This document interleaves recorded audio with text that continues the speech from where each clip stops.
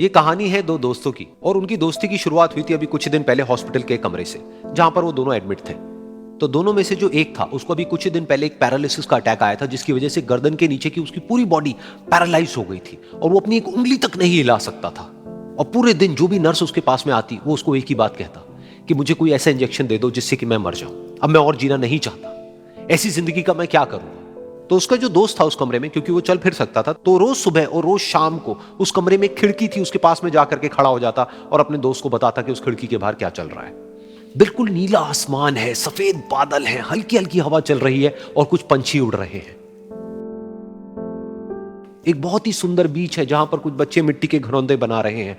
कुछ लोग हैं जो वहां पर बैठे हुए बस समुद्र की लहरों को देख रहे हैं। कुछ लोग जॉगिंग कर रहे हैं, कोई एक्सरसाइज कर रहा है, कोई पतंग उड़ा रहा है। वहां पर एक आइसक्रीम की स्टॉल है जहां पर कुछ लोग आकर के आइसक्रीम खा रहे हैं। और सनसेट के टाइम पे जो पानी है वो पूरा गोल्डन हो जाता है और चमकने लगता है। तो शुरू में तो जब उसने वो सब बताना शुरू किया तो उसके दोस्त के ऊपर ज्यादा असर नहीं हुआ, लेकिन धीरे धीरे उसके अंदर जीने की चाह जागने लगी। अब वो सुबह का इंतजार करने लगा कि जल्दी से सुबह हो और मेरा दोस्त मुझे बताए कि आज यहां पर क्या हो रहा है। कुछ दिन तक ऐसे ही चलता रहा। फिर एक दिन जब वो सुबह उठा तो उसने देखा कि सामने वाला बेड खाली है। फिर उसने नर्स को बुलाया और उससे पूछा कि क्या वो डिस्चार्ज हो गया है। तो नर्स ने कहा कि आपको तो उन्होंने बताया होगा, उनके पास कुछ ही दिन बाकी थे और कल रात को ही उनकी डेथ हो गई है।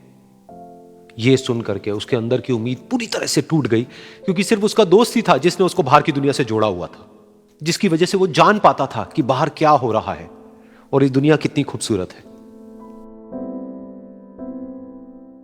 तो कुछ दिन तक तो वो रोता रहा और उसने जीने की चाह छोड़ दी।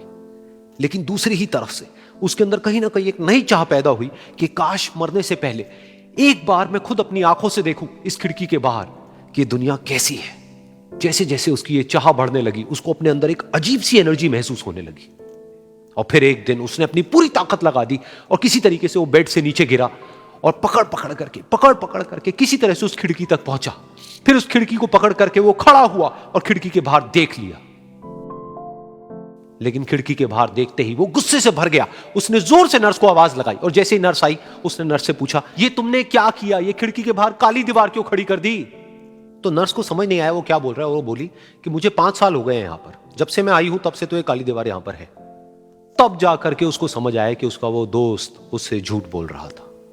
और उसने नर्स से पूछा, अगर ये काली दीवार पिछले 5 साल से यहां पर है तो मेरे दोस्त ने मुझसे झूठ क्यों कहा। तो नर्स थोड़ा सा मुस्कुराई और बोली कि मैं ये तो नहीं जानती कि उन्होंने आपसे झूठ क्यों कहा, लेकिन मैं इतना जरूर जानती हूं कि जो भी कुछ उन्होंने आपसे कहा उसी वजह से आप अभी अपने पैरों पर खड़े हैं।